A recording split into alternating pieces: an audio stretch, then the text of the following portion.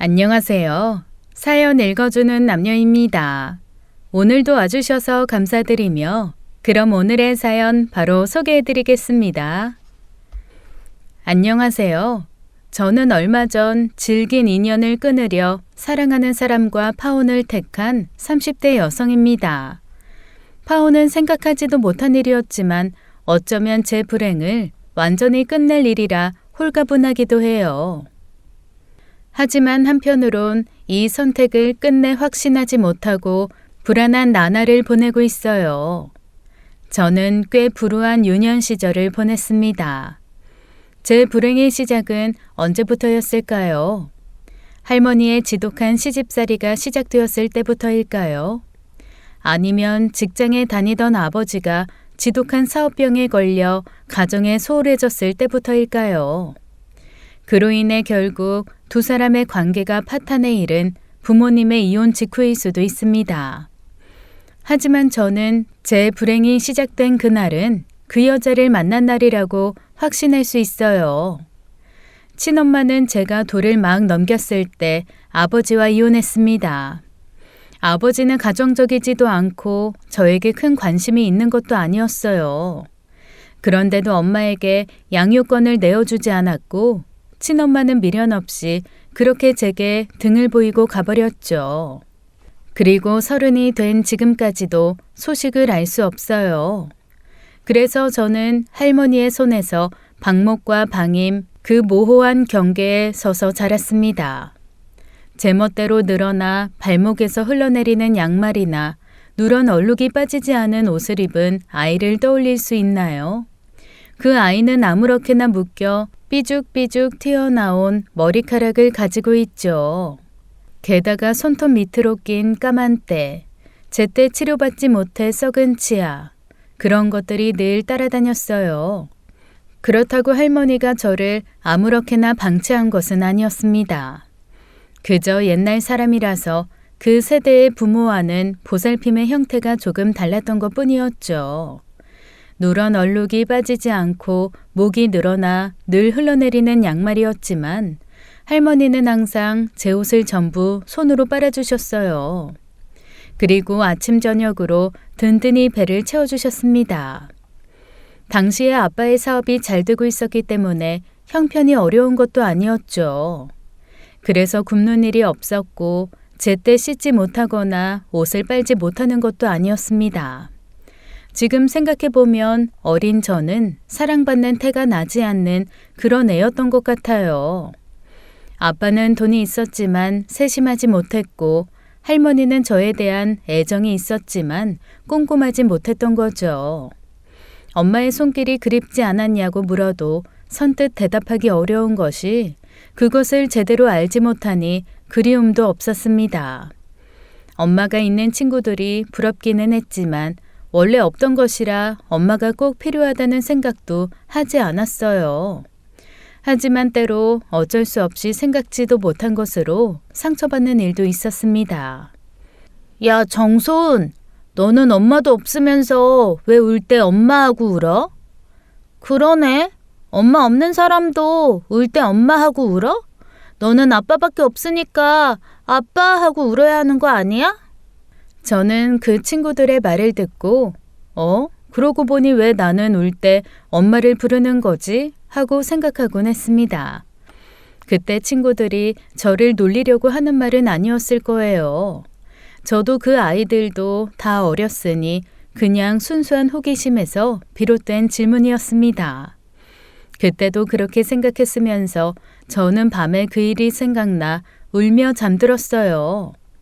느닷없이 자다 우는 제게 할머니가 왜 그러냐고 물었을 때 저는 그저 무서운 꿈을 꿨다는 말로 그 상황을 피했죠. 그러니까 저는 그립지도 않은 대상을 저도 모르게 가끔 목 놓아 울며 찾았던 겁니다. 그래서였을까요? 아빠가 새엄마가 될 그 여자를 데리고 왔을 때 저는 그 순간 엄마가 필요하다고 생각했습니다. 엄마라고 목 놓아 울면서도 얼굴도 형체도 없는 사람을 그립다고 생각하는 건 이상했으니까요. 엄마라고 목 놓아 울 수 있는 대상이 나타났다고 생각하자 저는 그게 무척 기뻤습니다. 그게 7살 때의 일이었어요. 아직도 기억이 납니다. 그 여자의 봉긋하게 띄운 머리와 어깨 퍼프가 툭 튀어나왔던 흰색 투피스를 입고 왔었어요. 팥죽색 립스틱을 바른 입술이 부드럽게 휘어지며 만든 그 미소가 저는 퍽이나 마음에 들었습니다. 제게 손을 흔들며 안녕하고 수줍게 인사하던 새엄마의 첫인상은 설렘 그 이상이었어요. 태어나 제가 처음으로 사람을 보고 설렜던 순간은 아마 그 순간일 겁니다. 어쩌면 이 따뜻한 미소를 가진 예쁜 여자가 내 엄마가 될 수도 있겠구나 싶어 설렜죠. 빨리 친구들한테 엄마가 생겼다고, 그것도 엄청 예쁘다고 자랑하고 싶은 마음에 그날 밤부터 아빠를 많이 졸랐어요.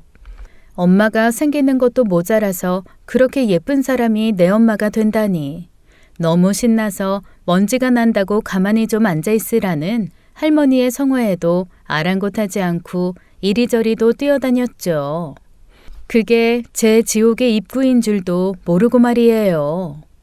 그 여자의 지옥에서 30이 넘도록 허우적거릴 줄 알았더라면 저는 그렇게 간절히 그 여자를 바라지 않았겠죠. 처음 만난 후 딱 한 달 뒤에 여자가 아빠와 저 그리고 할머니와 함께 살고 있는 집으로 들어왔습니다. 친엄마가 시집살이를 이혼 사유로 들어서인지 아빠가 단단히 일러두었는지 할머니는 새엄마에게 관대한 편이었어요. 그렇지 않았더라도 새엄마는 순순히 당하고 살 여자는 아니었습니다. 저는 그 여자에게 엄마라고 부르는 것이 어렵지 않았어요. 어린 저에게 그것은 정말 설레는 일이었으니까요. 그런데 제가 넉살도 좋게 엄마 엄마 하고 졸졸 따라다녔을 때 그 여자가 했던 말과 표정을 아직도 잊기 어렵습니다. 어머, 얘 좀 봐. 징그럽게. 내가 어떻게 네 엄마야. 네 엄만 따로 있어. 저는 그때 무안이라는 감정을 배웠습니다. 창피함과 멋쩍음, 그 사이에 어정쩡하게 선 뒤로는 그 여자에게 엄마라는 말을 하기가 어려웠어요. 제가 섣불리 그 어떤 호칭도 내뱉지 못하고 있을 때 아무것도 모르는 할머니는 엄마라고 하라고 시켰습니다.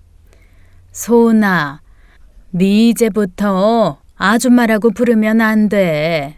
엄마라고 해야지. 어려워도 해버릇해야 한다. 그 여자가 엄마라고 하는 것은 징그럽다고 해서 할 수가 없다는 말을 하지 못했습니다. 그래서 우물쭈물 하고 있는 사이 그 여자는 항상 그렇듯 환하게 웃으며 말했죠. 소은아, 엄마라고 해봐. 엄마? 엄마. 어머니, 소은이가 아직 어려운가 봐요. 아무래도 그렇겠죠? 저는 괜찮아요. 얼마든지 기다릴 수 있어요. 저는 혼란스러웠습니다. 그 여자가 팥죽색 입술을 강하게 붙였다 떼는 순간 나는 엄마라는 소리가 너무 생경했으니까요. 그 소리는 지금까지 제가 생각했던 엄마가 주는 단어의 느낌과는 너무나 달랐습니다. 저는 그 여자에게 엄마라고 하고 싶지 않았어요. 한편으로는 무섭기도 했죠.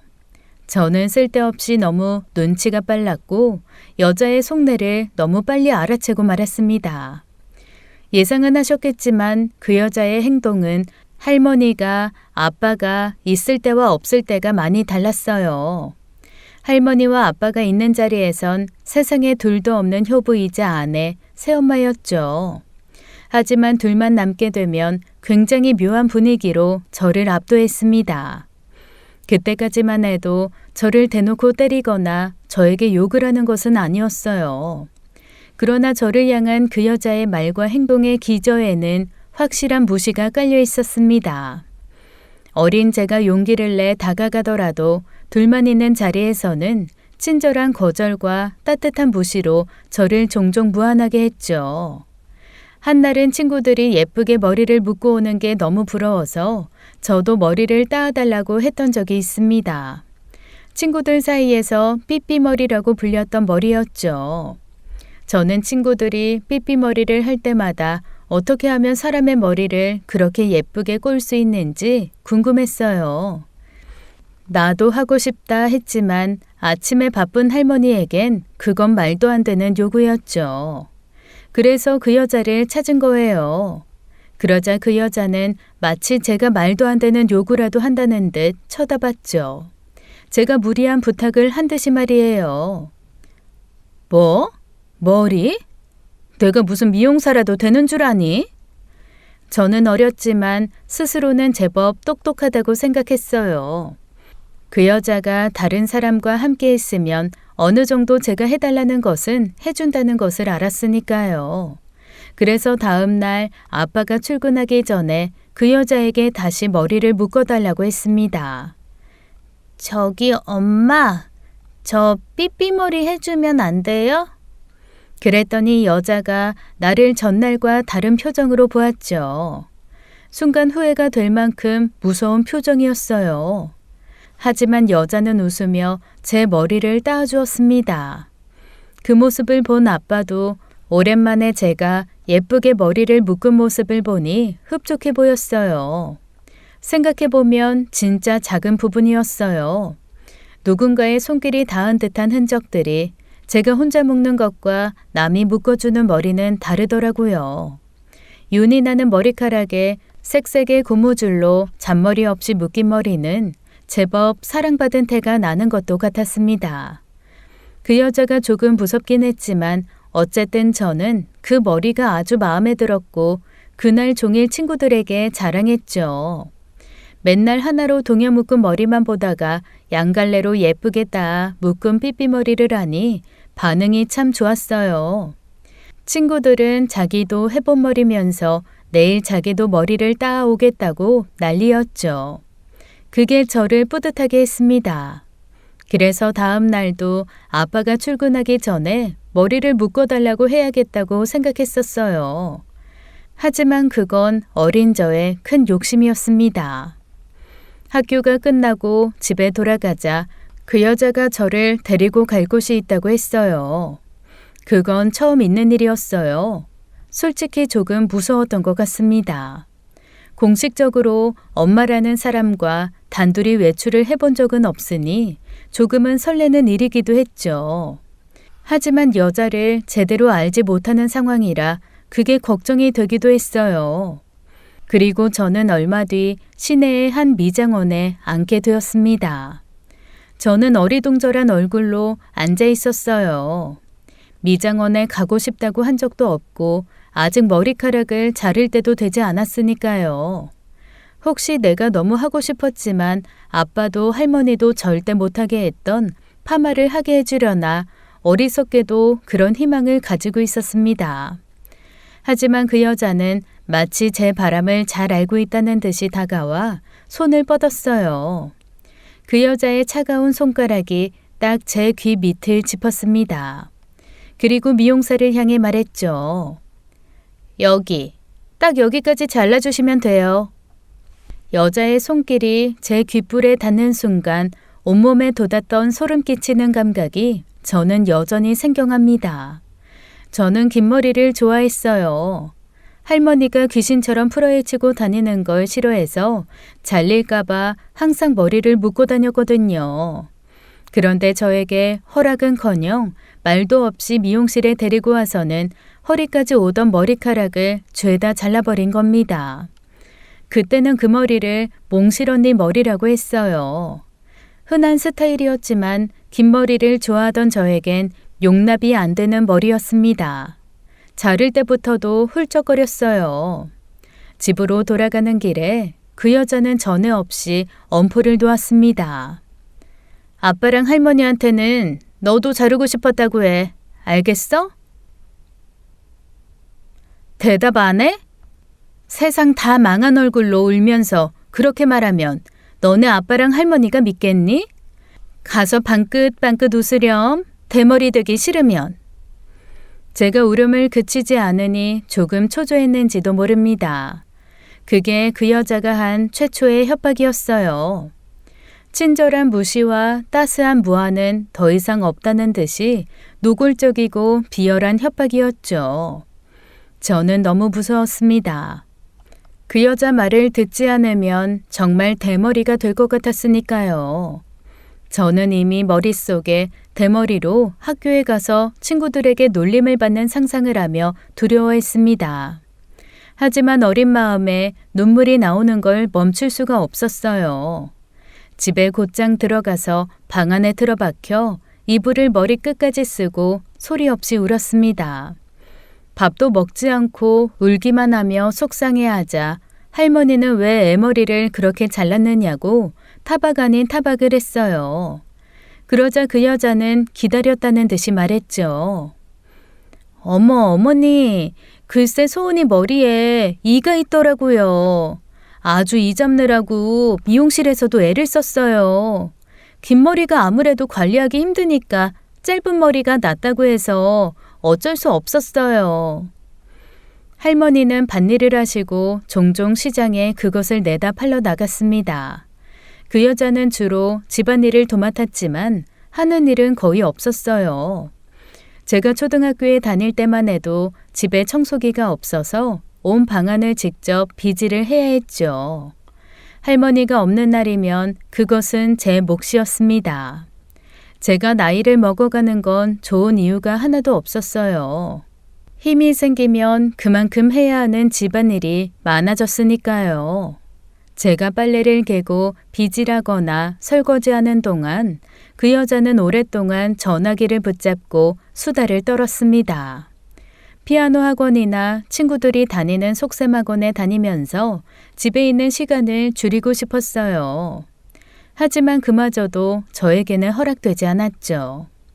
아빠가 대학을 나온 그 여자가 직접 저를 가르치며 돈을 아끼겠다는 말에 홀라당 넘어간 탓이죠.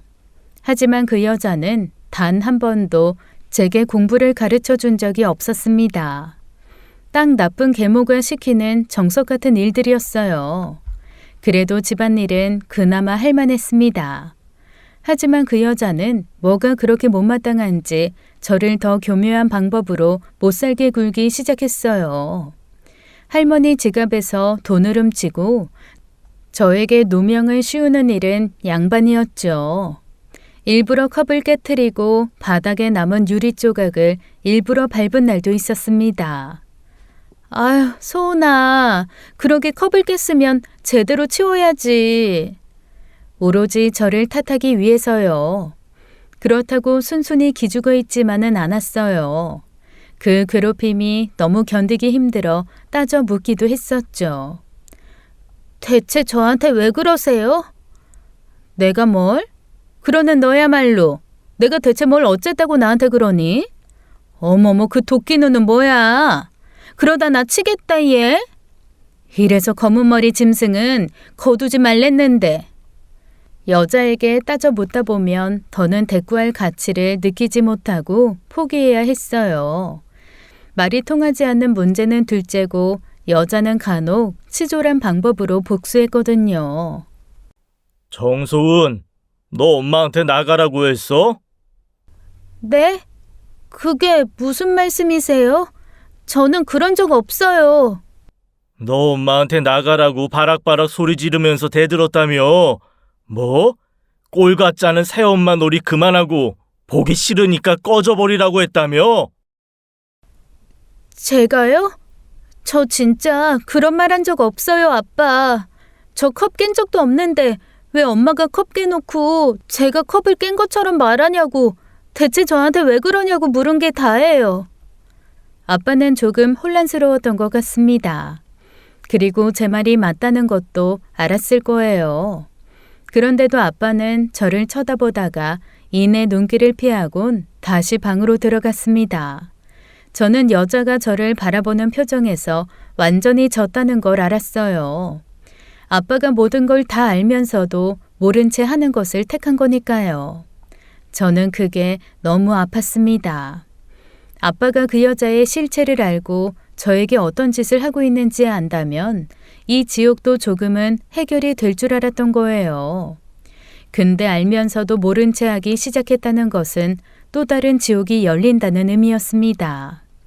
그 여자가 저를 괴롭히는 것보다 제 진짜 가족이 제 고통을 외면한다는 것이 더 아팠으니까요. 그 뒤로는 좀 더 노골적으로 괴롭힘이 시작됐습니다. 초경이 시작된 후 할머니가 갖춰둔 생리대를 감쪽같이 숨겨서 곤란하게 만드는 일은 유치하지만 견딜만 했습니다. 속옷의 어깨끈을 모두 잘라버려서 실이나 노끈으로 어깨끈을 만들고 다니기도 했습니다. 중학교 때는 잘 때 제 방에 들어와 이불에 물을 부어놓고 나와서는 제가 이불에 오줌을 쌌다고 하기도 했어요. 책가방에 썩은 두부를 깬 봉지를 넣어두어서 교과서를 죄다 버려야 했던 일도 있었죠. 또 그 여자가 한 음식을 먹고 크게 탈이 나서 응급실에 갔던 일도 있었습니다. 팔팔 끓인 보리차가 담긴 주전자를 들고 가다가 제 곁에서 쏟아서 그때 생긴 화상 자국이 지금까지도 남아 있어요. 괴롭힘은 제가 자랄수록 그 정도가 더 심해졌습니다. 고등학교 때 야자를 끝내고 집으로 돌아왔는데 아빠가 느닷없이 제 뺨을 친 겁니다. 그동안 새엄마의 그 어떠한 장난질에도 제게 손찌검은 한 적이 없어 저뿐만 아니라 할머니도 많이 놀랐어요. 태어나 그 누구에게도 그렇게 맞아본 적은 없으면서도 그게 아프다는 생각은 조금도 하지 못했습니다. 그저 황당하고 화가 나고 어이가 없었어요. 정소은, 이거 뭐야? 너 이거 뭐야? 아빠가 윽박지르며 제게 던진 것은 무려 남성 피임도구였습니다. 저는 그게 남성 피임도구라는 것은 알았고 실제로 본 것도 성교육 시간대가 처음이자 마지막이었어요. 저는 뒤에서 흥미롭게 쳐다보는 여자를 보고 저는 눈치챘죠. 아, 또 저 여자 장난질에 우리 아빠가 넘어갔구나. 이게 뭔데요? 뭐? 이게 뭐냐고요? 저는 보란듯이 아빠를 노려보았습니다. 아빠는 끝내 그게 남성 피임도구라고 말하지도 못했고 왜 이게 내 방 서랍에서 나왔느냐고 자초지종을 묻지도 못했죠. 제 태도에 아빠도 확신을 잃었으니까요. 그렇다고 그 여자에게 따져 묻기도 애매하고 저에게 사과하는 것도 자존심이 상했겠죠. 아빠는 다시 그 여자의 거짓말에 휘둘려 저를 혼냈던 그때처럼 진실을 외면하는 것을 택했습니다. 저를 마구 때리기 시작한 거예요. 이런 말은 누구에게도 꺼낸 적이 없습니다. 아마 왜 그렇게 물러 터졌냐고 저를 타박할지도 모르겠어요. 어차피 솔직하게 말해도 도와주지도 않을 거면서 그 여자에게 놀아나는 할머니도 아빠도 보기 싫었으니까요. 할머니나 아빠의 눈에는 그 여자를 노려보거나 먹던 밥숟가락을 던지는 제가 더 문제처럼 보였겠죠. 그래서 아빠는 기다렸다는 듯이 저를 그렇게 때렸는지도 모르겠습니다. 꽤 많이 맞았어요. 놀란 할머니가 애를 잡는다고 야단하며 아빠를 막아설 정도였으니까요. 그 여자도 좀 겁을 냈던 것도 같습니다. 어쩌면 아빠가 그 여자에게 경고하기 위해서 저를 때리는 걸지도 모른다는 생각도 있었습니다. 그래서 저는 아프지가 않았어요. 어느 쪽이든 괜찮았습니다. 그 여자에게 보내는 경고든 나중에 모든 것을 알게 된 아빠가 짊어지게 될 죄책감이 커지는 쪽이든 다요. 그냥 이대로 죽어버려도 좋겠다고 생각했어요. 아빠는 사업에 대한 집착이 강한 만큼 저는 경제적인 부분에서 부족한 것 없이 자랐었습니다. 집안의 가장이라면서 집에서 살림하는 사람이 가게 걱정을 하게 두면 안 된다는 철칙을 가진 사람이기도 했어요. 할머니가 살고 있는 너른 마당에 큰 창고가 달린 집도 아빠가 지어준 것이었습니다. 효자라 할머니와 그 집에서 살았지 가까운 도시에 4층짜리 상가와 전세를 준 아파트도 있었다고 들었어요. 근데 제가 중학생 때부터 급식비를 내지 못해 불려나가는 학생 중 하나가 되었습니다. 체험학습비나 수학여행비가 없어 선생님이 부모님을 설득하기 위해 집에 전화를 걸기도 했어요. 아빠가 받는 날이면 그게 무슨 말이냐고 돈을 준 날도 있었죠. 그러나 그 여자가 받는 날이면 저는 그날 체험학습 대신 학교에 남아 자습을 하는 아이 중 하나였어요. 말했듯이 아빠는 방관자였습니다. 수학여행비와 가서 쓸 용돈을 따로 챙겨주면서 아빠는 제 눈도 제대로 마주치지 못하고 말했죠. 학교에서 돈이 필요한 일 있으면 아빠한테 말해라. 아빠도 그제야 알았겠죠. 그 여자한테 말하면 저에게 필요한 돈이 제대로 들어가지 않는다는 것을요. 하지만 저는 말하지 않았습니다. 그냥 그 여자가 하는 대로 내버려 두었어요. 아빠한테도 실망이 컸으니까요. 못 가면 못 가는 대로 그냥 그렇게 살았습니다. 고등학교 때부터는 일부러 야자를 빼고 주말을 끼고 만화방 아르바이트를 했어요. 제가 할 수 있는 일이 많지 않아 학교와 멀지 않은 만화방에서 야자 시간이 끝날 때까지 일을 했습니다. 여간에선 야자를 빼주지 않는 담임 선생님한테는 솔직하게 말했어요. 새엄마가 돈을 안 줘서 급식비를 내려면 아르바이트를 해야 한다고요. 담임 선생님은 복잡한 가정사에 끼기 싫기도 하고 제가 가엾기도 해서인지 수월하게 아르바이트를 빼주곤 했습니다. 그렇게 영영 끝나지 않을 것만 같았던 지옥이 무너지기 시작한 것은 고등학교 2학년이 된 후 어느 날이었습니다. 사업의 상황이 좋지 않아 재산을 처분해 해결하려던 아빠는 자기 앞으로 된 재산이 거의 없다는 것을 알게 되었어요. 아빠가 사업으로 진 빚을 갚지 못하게 되면서 할머니의 집까지 경매에 넘어가게 되었습니다. 그 여자가 아빠의 재산을 조금씩 빼서 자기 친정으로 빼돌리고 있다는 것이 그제야 들통이 난 것이죠.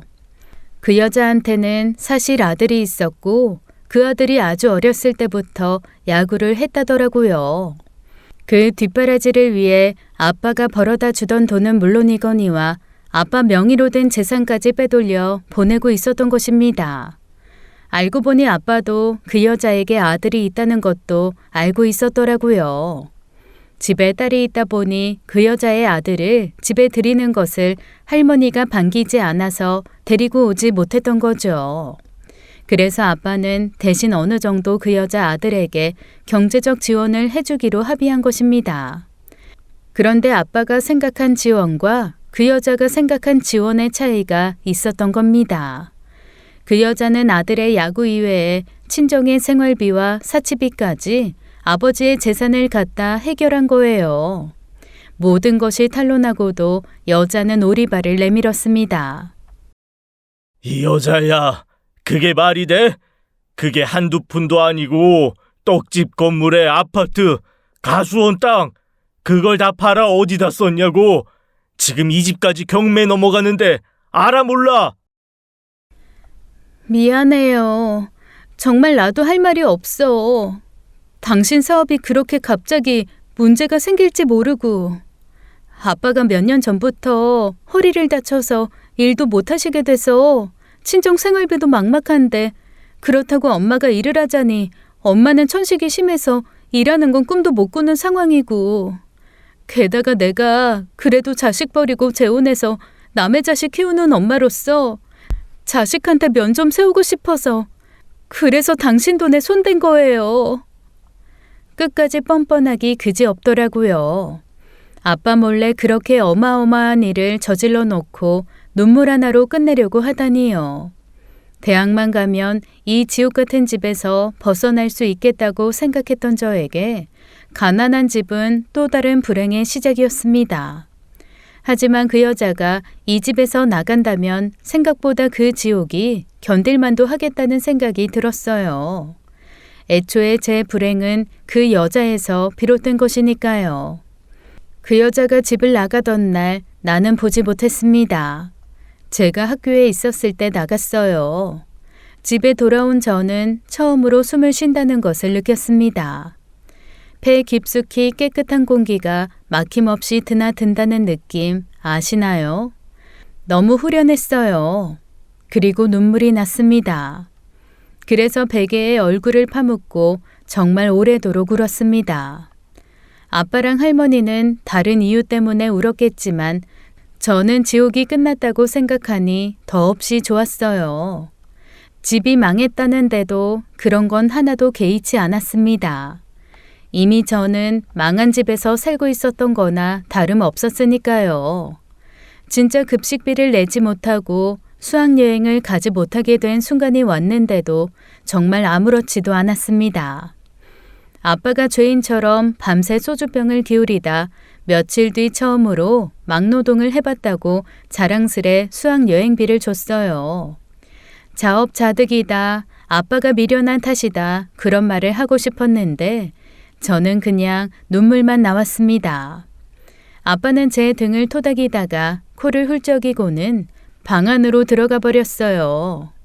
고통을 받았던 시간치고는 꽤 담백한 위로이긴 했지만 저는 그저 다 끝났다는 것만으로도 진정 위로가 되었습니다.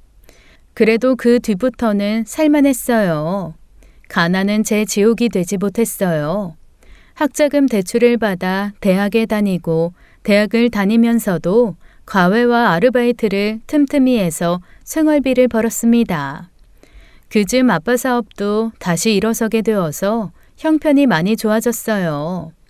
대학 졸업 후에는 어학 연수까지 다녀올 만큼 집이 다시 건재해졌습니다. 그 여자의 영향으로 스스로를 많이 괴롭혔던 저는 과거에서 벗어나기 위해 많은 노력을 했어요. 이름부터 바꿨습니다. 친구들이 소은아 또는 정소은이라고 부를 때마다 그 여자가 끈질기게 저를 불렀던 기억이 되살아났으니까요. 모르긴 몰라도 아마 제 이름을 가장 많이 부른 사람은 할머니도 아빠도 아닌 그 여자였을 겁니다. 이름도 바꾸고 제법 평범한 여자애들처럼 화장에도 관심을 갖고 마음에 안 들던 눈에 쌍꺼풀 수술을 했어요. 그러고 나니 고등학교 때의 정소은은 온데간데 없이 정유미만 남게 되었습니다. 저는 그게 무척 행복했어요. 그 여자가 그렇게 집안을 풍비박산으로 만들고 집을 나간 후 건강이 많이 안 좋아졌던 할머니도 많이 건강해지셨고요. 그 뒤는 그저 평범한 축에 속하는 생활을 하며 살았습니다. 그렇게 제 불행은 끝인 줄만 알았어요. 졸업 후에 취직한 회사 선배의 소개로 남자친구를 만났습니다. 첫 연애는 아니었던 데다가 결혼을 생각하기 시작한 나이기도 했기 때문에 굉장히 신중하게 시작한 만남이었습니다. 저보다 2살이 많았고 성실하게 회사 생활을 하는 남자였어요.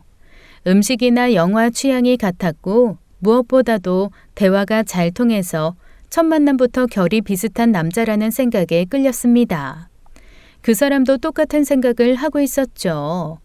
그렇게 주말에 만나 데이트하고 함께 여름 휴가를 보내고 그 여느 평범한 커플들과 다름없이 인연을 사귀었죠.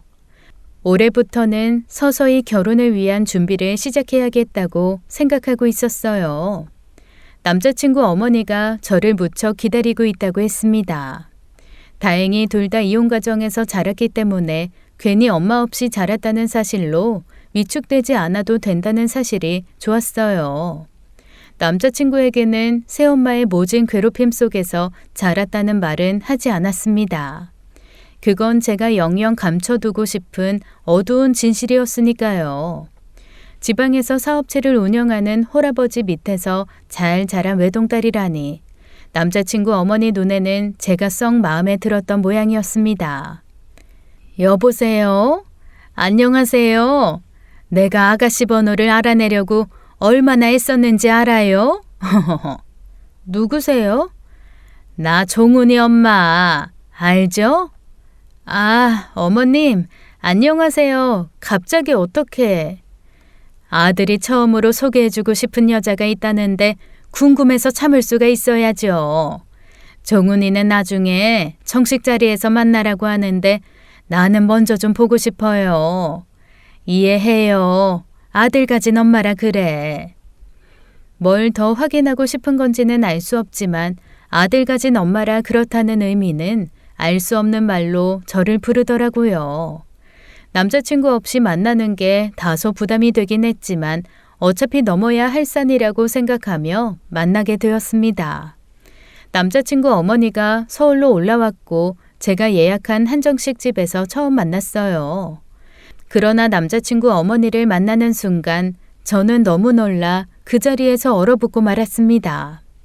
온몸이 제멋대로 떨린다는 것이 어떤 기분인지 10년을 넘게 잊었던 감정이 어떻게 순식간에 되살아날 수 있는지 몸소 체감했어요. 10년이 넘었는데도 세월의 아빠만큼이나 늙어버렸는데도 저는 보자마자 그 여자가 누군지 알아볼 수 있었습니다. 하지만 저와 달리 그 여자는 저를 한눈에 알아보지 못했어요. 학생 때와 다르게 꾸민 모습이기도 하고 스타일도 많이 달라졌으니까요. 결정적으로 쌍꺼풀 수술을 한 탓에 고등학교 때와는 이미지가 크게 달라졌으니 몰라볼 법도 했겠죠. 게다가 이름마저도 달랐어요. 저는 그 여자의 맞은편 자리에 앉아 있을 수가 없었습니다. 그래서 그 자리를 박차고 나와버렸어요. 겨우 자리를 박차고 나와 다리에 힘이 풀리는 바람에 더 나가지도 못하고 식당 앞에 주저앉았습니다. 저는 머릿속이 새하얗게 돼서 어떤 행동도 할 수가 없었어요. 머릿속이 엉망진창으로 뒤엉켜 있다가 시간이 어느 정도 흐르고 나서야 상황 파악을 했습니다. 그러니까 제 남자친구가 그 여자의 그 아들이었던 겁니다. 알고 보니 남자친구는 아버지가 일군 그 재산으로 재능도 없는 야구를 떠밀려 하다가 결국 포기했던 거예요. 군대에 다녀온 이후 재수를 해서 대학을 간 것이었습니다. 제가 학자금 대출을 받고 생활비를 벌기 위해 힘들게 돈을 벌어야 했을 때 남자친구는 편하게 학교를 다녔어요. 전부 아빠 지갑에서 나온 그 돈이었던 거예요. 남자친구 그 사람에 대해서는 모르겠습니다. 그 여자에 대한 감정은 너무도 명확하고 분명하지만 솔직히 말하면 너무 사랑했던 사람이에요. 먼 미래를 그렸던 사람이었던 만큼 갑자기 변해버린 현실에 어떤 감정을 가져야 하는지도 모호했습니다. 그 여자의 아들이라는 이유만으로 미워하기엔 제가 너무 사랑했던 사람이었어요. 아무리 생각해도 그 여자의 아들이라는 이유만으로 그 사람이 미워지지가 않았습니다.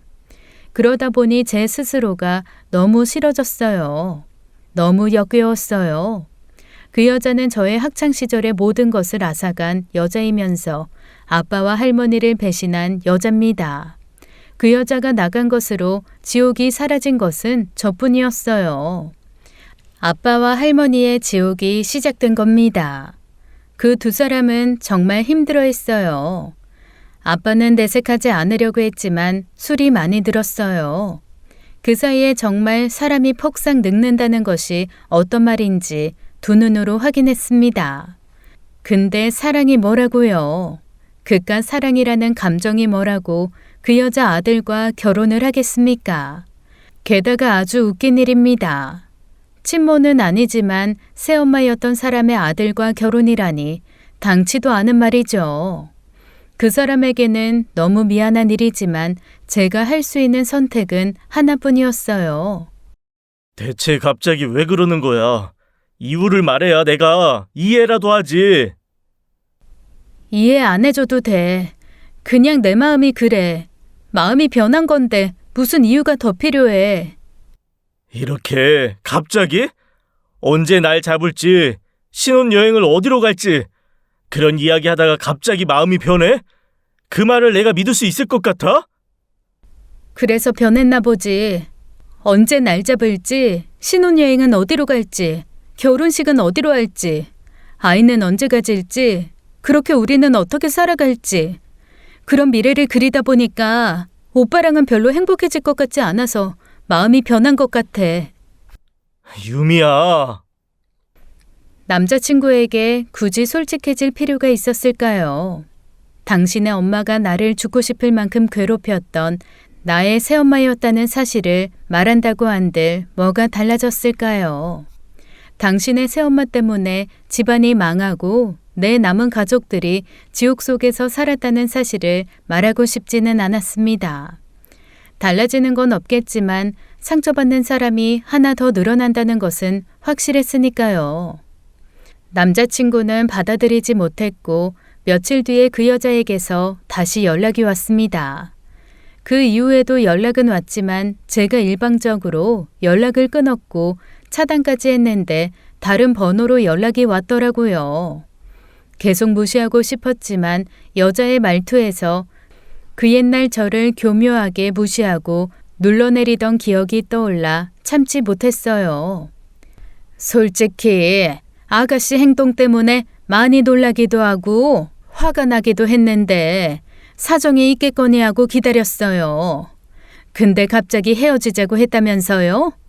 대체 이유가 뭐예요? 난 아무리 생각해도 나 때문인 것 같거든? 맞아요. 그쪽 때문인 거. 뭐? 그쪽? 그쪽은 살만했나 봐요. 생각보다 얼굴이 괜찮던데. 우리 아빤 다 늙어버린 거 알아요? 우리 할머니는 아직도 그쪽 이야기만 나오면 청심환 드시는데. 그게 무슨, 너 설마 소은이니? 아, 역시 이름 바꾸길 잘했다는 생각이 드네. 그 이름 들을 때마다 당신이 내 이름 불렀던 그 역겨운 순간이 떠올라서 바꿨어요, 이름. 아니, 대체 이게 무슨 말이야. 그러니까 내 아들이 너를 만났다는 거야? 정소은 너를? 어머 세상에 어쩜 좋아. 어떻게 이런 일이 있어? 그러게요. 이런 역 같은 일이 또 있네요. 살다 보니. 제 대답은 충분히 답이 된 것 같으니까 연락 그만하세요. 지금도 많이 참고 있는 거니까. 잠깐. 더 할 말 있어요? 저 같으면 입이 10개라도 할 말이 없을 것 같은데. 종훈이는 아니? 이 와중에 그게 겁나는 걸 보면 아들이 아줌마한테 대단하긴 하나 보네.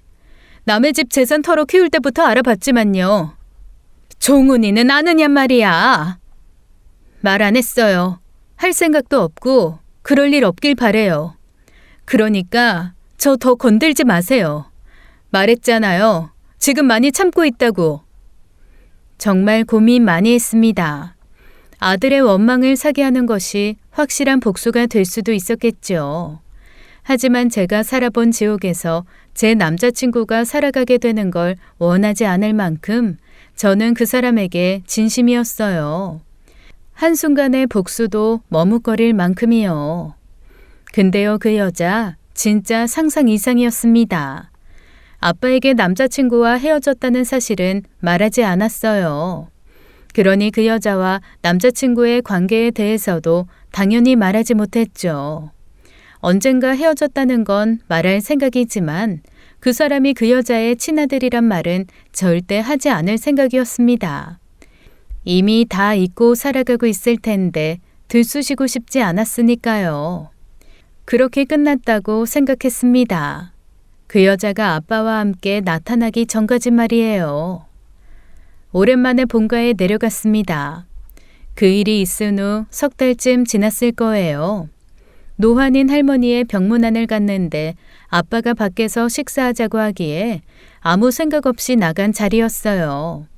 저는 생각지도 못하게 그 여자를 다시 만났습니다. 여자는 아빠 옆에 앉아 있다가 일어서며 수줍게 웃었어요. 안녕, 소은아?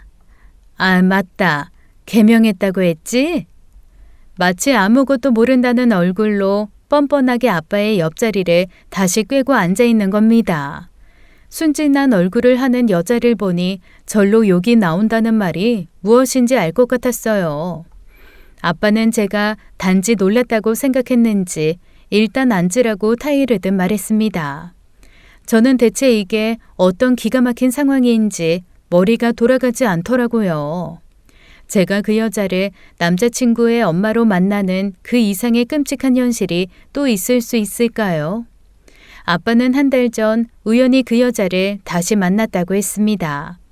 그리고 자연스레 오랜 시간으로 해묵은 감정과 오해를 정리했다고 해요. 저는 그게 그렇게 자연스럽게 사라질 수 있는 단순히 해묵은 감정과 오해였을 뿐이었다는 것이 놀라웠죠. 그래서 다시 한번 만나보려고 한다고 마치 제게 허락을 구하듯 조심스레 말하는 것이었습니다. 그래서 이 여자랑 다시 살겠다고? 그러니까 소은이 너도 이제 다 컸고. 그게 무슨 상관인데? 아빠는 난처한 듯 저와 그 여자를 번갈아 보며 바라보더니 입을 다물어 버렸습니다. 할 말도 없었겠죠. 저는 그 여자를 노려보기만 했습니다. 이 자리에서 내가 2년을 만나 사귀고 결혼을 생각했던 남자의 엄마가 저 여자다. 그 말을 해야 하나 수도 없이 고민했죠. 대체 그 여자는 무슨 생각으로 이런 자리를 만들었을까? 그때처럼 또 발뺌만 할 생각인가? 그런 의문만 끊임없이 들어 어이가 없더라고요. 너무 상식 밖의 행동을 하니 제가 어떻게 해야 할지 갈피를 잡기가 어려웠습니다. 할머니도 연세가 많으신데 이제 아빠도 함께 할 사람이 필요하지. 언제까지 혼자 계시게 할 거야? 네? 뭐라고요? 저는 기가 차서 그냥 웃었습니다. 그쯤 되니 여자가 사람처럼 보이지가 않았어요. 그냥 속된 말로 미친 사람 같았습니다. 미친 사람을 두고 제가 이성적으로 감정을 표출해봤자 저만 바보가 되는 것뿐이니까요. 여자도 제 생각을 읽기 힘들었을 겁니다. 머릿속이 바빴겠죠. 제가 언제 터뜨릴지 모르는 시한폭탄을 가지고 있으니 말입니다. 무슨 일이 있더라도 제가 그 비밀을 혼자 간직할 거라는 자신감은 어디서 나왔을까요? 여자의 생각은 뻔했습니다. 남자친구를 통해 우리 집 사정을 어느 정도 꿰고 있었을 겁니다. 좁은 지역 사회라 사실 아빠의 사업체가 어떻게 일어났는지 알아내려고 마음만 먹으면야 알아낼 수도 있었겠죠. 그게 어떻게 이 타이밍이 될 수 있는지는 모르겠지만요. 어따 대고 우리 할머니를 들먹여? 삐딱한 목소리가 나온 것을 보고 아빠는 그 여자 눈치를 살폈습니다. 저를 아직도 사춘기가 온 고등학교 딸을 대하듯 제 행동을 나무라고 싶었던 거겠죠. 아무리 저를 학대한 새어머니라고 할지라도요. 제가 어디까지 참아야 하는지 저는 그걸 시험해보고 싶었습니다. 언제 그것을 터뜨리면 좋을지, 어떻게 터뜨리면 좋을지 말이에요. 이제 할머니가 없으면 눈치 볼 사람도 없이 아빠 거는 다 내 거가 되겠다 싶죠? 정소은. 정소은 말고 정유미. 아빠, 내가 이름 왜 바꿨는데? 저 여자 때문에 바꾼 거잖아. 그 이름 듣기 싫으니까 실수로라도 그 이름 좀 부르지 좀 마. 뭐? 아빠는 왜 그래? 대체 뭐가 문제야? 저 여자가 한 짓이 다 잊어져? 그래서 같이 살고 싶은 거야? 아빠도 알아. 그때 일은 아줌마도 많이 잘못을 했다고 사과를 했고. 누구한테? 아빠한테? 아빠 돈 빼돌린 거 그거 미안하대? 그것만 미안하대? 정말 그것만 미안해요? 말해봐요. 나한테 더 미안한 거 없어요? 내가 너한테 좀 소홀했던 건 있지. 근데 아줌마도 그때 많이 힘들었어. 아줌마는 아들을 놓고 왔는데 어떻게 남의 자식한테 사랑을 주겠니? 내가 사랑을 달랬어요? 날 사랑해달라고 했어요? 차라리 그럼 무관심하지 그랬어요. 왜 그렇게 사람을 괴롭히지 못해서 안달이었는데요. 아줌마가 저 강제로 끌고 가서 머리 자른 날요. 그때 저 고작 8살이었어요. 할머니 없을 때마다 집안일 시키고 실수인 척 끓는 물 부어서 화상 입게 만들고 뭐 더 말해요? 나 밤도 샐 수 있어요. 그게 무슨... 저는 한 번에 정리할 필요가 있다는 생각이 들었습니다. 그래서 그 자리에서 그 사람에게 전화를 걸었어요. 하고 싶지 않았던 일이었습니다. 그 사람에게는 더 이상 상처를 주고 싶지 않았으니까요. 저는 스피커폰을 하고 그 사람과 대화를 나누었어요. 오빠, 갑자기 미안해. 급히 할 말이 있어서. 말해, 유미야. 내가 지금 오빠 엄마랑 같이 있거든? 우리 엄마랑? 우리 엄마는 왜? 역시 우리 엄마 때문이지? 너 그때 우리 엄마랑 무슨 일 있었던 거 맞지? 응, 맞아. 오빠 엄마랑 무슨 일이 있었어. 근데 그때 있었던 게 아니라 좀 된 일이야. 너 이리 내놔. 핸드폰 당장 내놔. 제가 말했죠. 많이 참고 있다고. 대체 아줌마는 나를 예나 지금이나 얼마나 만만하게 봤으면 이래요? 유미야, 무슨 말이야? 잘 안 들려. 오빠, 지금 오빠 엄마가 우리 아빠랑 같이 나란히 앉아 있거든? 이게 무슨 상황인 줄 알아? 대체 무슨 말을 하는 거야? 오빠 엄마가 예전에 우리 아빠랑 살았어. 그때 내가 오빠 엄마한테 좀 학대당했거든? 아니야. 너 지금 뭐 하는 거야? 조용히 못해? 오빠한테도 그런 이야기까진 못했는데 나 진짜 되게 힘들었어. 죽고 싶을 만큼. 오빠 엄마가 우리 아빠 재산도 다 말아먹어서 나 학교도 학자금 대출받고 알바도 되게 힘들게 하고 다녔어. 근데 오빤 오빠 엄마가 빼돌린 우리 아빠 돈으로 대출 한 번 안 받고 편하게 다녔다면서? 야! 나는 이 여자가 내 이름 부르는 게 너무 끔찍해서 그 이름 부를 때마다 그 여자가 생각나서 이름까지 바꿨잖아. 근데 오빠, 그 여자가 오빠 엄마라면서 나타나더라? 근데 나는 그때도 참았어. 오빠 상처받을까 봐. 아빠한테 말도 못했어.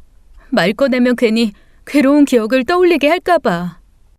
유미야, 너 지금 그게 사실이야? 나도 거짓말이었으면 좋겠어. 오빠 엄마가 날 왜 찾아온 줄 알아? 우리 아빠랑 다시 살겠대. 눈물이 나올 줄 알았는데 의외로 태연했습니다. 당황한 기색이 역력한 그 여자가 그 자리에서 뭘 어떻게 했을까요? 아빠는 아무 말도 못했습니다.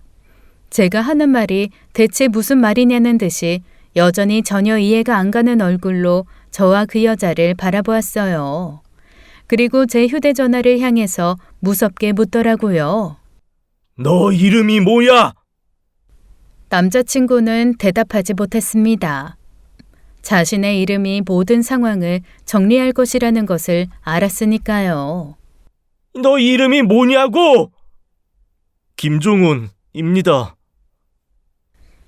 아빠는 그 사람의 이름을 듣자마자 벌떡 일어나서 여자를 향해 손을 치켜들었습니다. 자신과 살던 여자의 아들 이름 정도는 알고 있었겠죠. 당장이라도 후려치고 싶었지만 차마 그럴 수 없었나 보더라고요. 애꿎은 물잔만 벽으로 집어 던지고는 밖으로 나가버리셨습니다. 잔뜩 겁을 먹은 여자를 보니 저는 너무 한심해서 견딜 수가 없었어요. 너 이렇게까지 해야 했니? 종훈이한테 말 안 하기로 한 거 아니었어? 제가 말 안 한다고 해서 우리 아빠랑 다시 살아보려고 했던 거예요? 대체 어떤 개념을 가진 사람이면 그런 생각을 해요? 종훈 오빠한테 말하게 한 건 결국 아줌마 탓이에요. 어딜 뻔뻔하게 다시 우리 아빠를 노려요? 꽃뱀도 아니고. 뭐 꽃뱀? 너 어떻게 나한테 그런 말을? 더 하고 싶은 거 오빠 엄마라서 참는 거예요. 아줌마, 나한테 평생 사줘야 할 생각 없잖아요. 그럼 평생 아들한테 죄인으로 살아요. 전화를 끊고 일어났습니다. 뭐라도 말했으면 속이 좀 시원했을까요? 아니요. 저는 그 여자의 끝을 다 본 것 같아 후련했습니다. 정신병자를 상대로 무슨 말을 한들 시원할까요? 그리고 아무 말도 없이 나왔어요. 그 여자가 나가는 저를 두고 뭐라고 했던 것 같은데 기억도 나지 않습니다. 앞으로 그 여자는 지옥 속에서 살겠죠. 예나 지금이나 끔찍히 여기던 아들로부터 경멸을 받으면서요. 아빠는 그날 집에 돌아오지 않았고 저는 서울로 올라갔습니다. 그리고 한동안 연락이 없었어요. 그리고 일주일이 지난 후에 아빠가 제가 있는 서울로 왔습니다. 그리고 아빠는 저를 찾아와 대뜸 제게 아빠 재산의 상당 부분을 미리 상속하겠다고 했어요. 그 여자가 재산을 노리고 자신을 다시 찾았다는 것에 큰 충격을 받았던 모양이었습니다. 어차피 다 네게 줄 생각이었던 거니까 그냥 시기가 빨라졌다고만 생각해. 내가 언제 돈 필요하대? 네게 다 주고 그 여자를 만나겠다는 게 아니야. 그런 벌레 같은 것들이 돈 냄새를 맡고 꼬여대도 내가 그걸 몰라, 멍청하게. 그렇게까지 생각하지 마, 아빠. 내가 멍청해서 벌어진 일이다. 멍청해서. 어떤 목적으로 다가오는 줄도 모르고 그런 여자한테 내 가족을 맡겼으니 나는 가장의 자격이 없는 사람이다. 다 지난 일이잖아요. 2번 실수할 뻔한 거 내 덕에 빠져나왔으니까 다행이라고 그냥 잊어버려요. 그리고 미안하다. 아빠가 알면서도 모른 척하고 알아야 했는데 몰랐던 것도 다 미안하다. 그렇게 끝난 줄만 알았는데 끝을 내기엔 아직 시간이 더 필요한 모양입니다. 그 사람에게서 연락이 왔어요. 딱 한 번만 만나달라고요. 마지막으로 딱 한 번만 만나서 이야기 좀 해보고 싶다는 간절한 정을 저는 끝끝내 외면했습니다. 그러자 제 회사까지 찾아온 거예요. 그것도 근무 시간에. 꼭 하고 싶은 말이 있으니 끝날 때까지 기다리겠다고 했습니다. 그래서 별 수 없이 만났어요. 그 남자를 보자마자 10여 년 전에 딱 우리 아빠가 생각났습니다. 그 여자가 만들어 놓은 쑥대밭에 덩그러니 남아 순식간에 폭삭 늙어버린 우리 아빠 얼굴을 그 사람에게서 봤어요. 많이 야위고 수척해진 얼굴로 수염도 제대로 깎지 못했더라고요. 게다가 정돈되지 못한 표정과 불안한 시선에 저는 덜컥 겁이 났습니다. 어쩌면 아빠보다 더 심각한 상황일지도 모른다는 생각이 들 만큼 너무 불안해 보였어요. 보자마자 알 것 같았습니다. 내 지옥이 그 사람에게 갔구나 하고요. 저를 보자마자 그 사람은 제 앞에 무릎을 꿇었습니다. 그리고 죄인처럼 고개도 들지 못하고 미안하다는 말만 몇 번을 했어요. 그때 구두를 신은 발등에 드러난 화상 흉터가 눈에 들어왔는지 제 발목을 가만히 내려다보더라고요. 그리고 정말 어린아이처럼 엉엉 울면서 잘못했다고 울었습니다. 저는 그 사람의 상태가 너무 망가져 버렸다는 생각이 들자 견디기가 어려웠습니다. 울기만 하는 그 사람을 간신히 진정시키고 일으켜 세웠지만 둘 다 섣불리 말을 꺼내기가 어려웠어요. 내가 죄인처럼 살게. 우리 엄마가 너한테 했던 잘못 내가 평생 대신 뉘우치면서 살게. 그럴 필요 없어. 오빠가 잘못한 거 아니잖아. 오빠는 몰랐잖아. 내가 몰랐던 게 맞을까? 엄마는 집에 자주 오지도 않으면서 매번 내가 원하는 운동화를 사다 주셨어. 고등학교 졸업하자마자 차가 갖고 싶다는 말에 선뜻 차도 사줬고, 나는 나를 키우기 위해 누군가의 돈을 가져다 쓰고 있다는 거 알고 있었어. 나를 버리고 간 엄마가 당연히 나한테 해야 할 일이라고 생각했으니까. 하지만 내가 잘못한 게 없다고 할 수 있을까? 나는 오빠 잘못이라고는 생각하지 않아. 그냥 그 여자가 오빠 엄마가 나에게도 오빠에게도 큰 잘못을 한 거지. 내가 살던 지옥이 어떤 곳인지 아니까 오빠는 그곳에서 너무 오래 머물지 않았으면 좋겠어. 저는 계속 우리의 이별에 대해 말해야 했지만 그 사람의 생각은 달랐어요. 그 여자와 인연을 끊겠다고 하더군요. 적잖은 실망과 충격을 받은 것 같았습니다. 자기가 알던 엄마가 아닌 것 같다고 한 번도 자신에게 그런 모습 보인 적이 없던 사람이라고 하더라고요. 그래서 배신감이 너무 큰데 그게 쉽게 용서가 될 것 같지 않다고요. 그런 말을 울지 않으려 떨지 않으려고 꾹꾹 눌러 담아 내뱉는 목소리가 너무 가여웠습니다. 하지만 저는 그렇게 단호한 마음을 먹은 그 사람에게 더 단호한 목소리로 이별을 말할 수밖에 없었어요. 그 사람을 끊어내지 않으면 그 여자로 시작된 제 지옥이 영영 끝나지 않을 것만 같았으니까요. 차분하게 설득하고 돌아왔다고 생각했지만 불안합니다. 제가 떠나는 그 순간까지도 고개를 들지 못하던 그 사람의 마지막 모습이 너무 위태로워 보였거든요. 그래서 제가 흔들리지 않도록 저를 지탱해 줄 힘이 필요해요. 많은 분이 확신과 함께 제 선택이 옳다고 절대 흔들리지 말라고 응원을 해주셨으면 좋겠습니다. 다시 전 남자친구의 손을 잡는 순간 그 시간이 도돌이표처럼 되돌아올 것만 같은 생각이 꿈에 나타나 잠도 제대로 자지 못하고 있어요. 끝날 듯 끝나지 않는 이 질기나견을 끊어내기 위해서 힘을 주시길 익명을 빌어 부탁드립니다. 지금까지 사연 읽어주는 남녀였습니다. 끝까지 시청해주신 여러분 감사드리며 저희는 다음 사연으로 돌아올게요. 감사합니다.